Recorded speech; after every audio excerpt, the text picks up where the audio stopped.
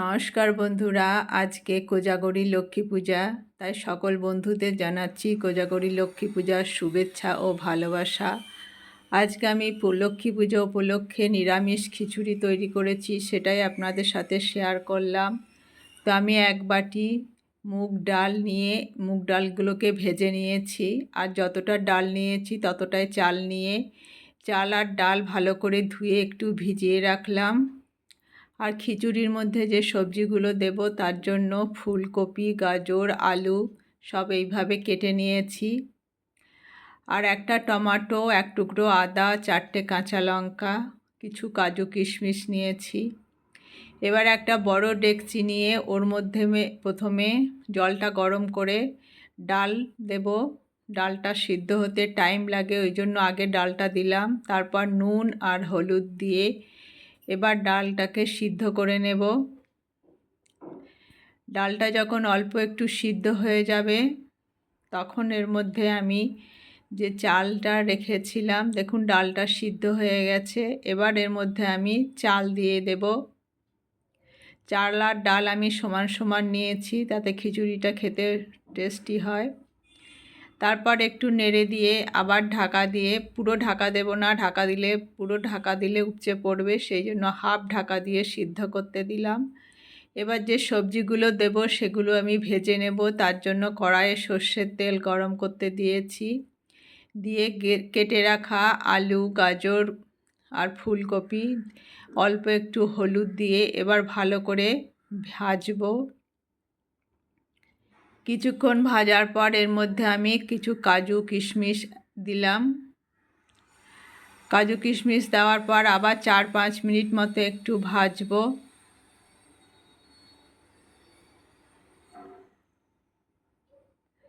এইভাবে দেখুন ভাজা হয়ে গেছে।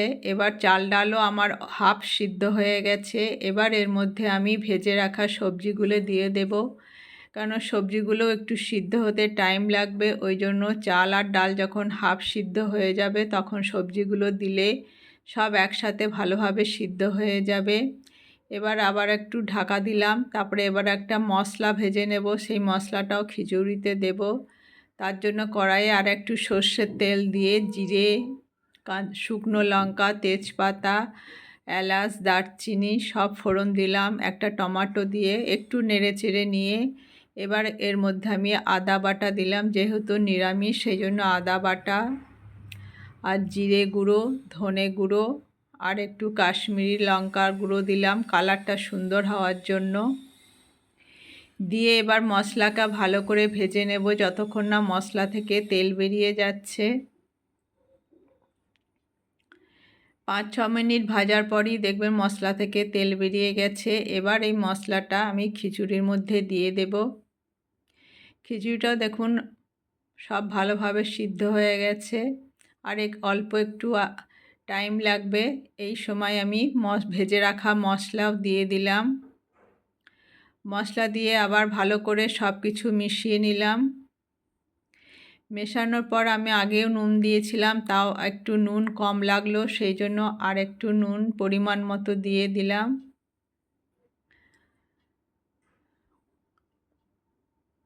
আর দিলাম 4টে কাঁচা লঙ্কা, দিয়ে একটু ভালো করে সব কিছু মিশিয়ে নিয়ে আবার 5-6 মিনিট মতো একটু সিদ্ধ করে নেব। দেখুন সব কিছু ভালোভাবে সিদ্ধ হয়ে গেছে। এবার শেষে আমি কিছু ধনেপাতা কুচি দিয়ে দিলাম। ধনেপাতা কুচি দেওয়ার পর একটু ভালোভাবে একটু ওপর থেকে নেড়ে দিলাম। নেড়ে দিয়ে এবার গ্যাস বন্ধ করে দিলাম। তারপর তৈরি হয়ে গেল আমার নিরামিষ খিচুড়ি। রেসিপিটা ভালো লাগলে অবশ্যই লাইক কমেন্ট করবেন। নতুন বন্ধুরা আমার ভিডিওটি দেখলে ভালো লাগলে আমার পাশে থাকবেন। আজ এখানেই শেষ করছি। সবাই ভালো থাকবেন, সুস্থ থাকবেন। Bye bye.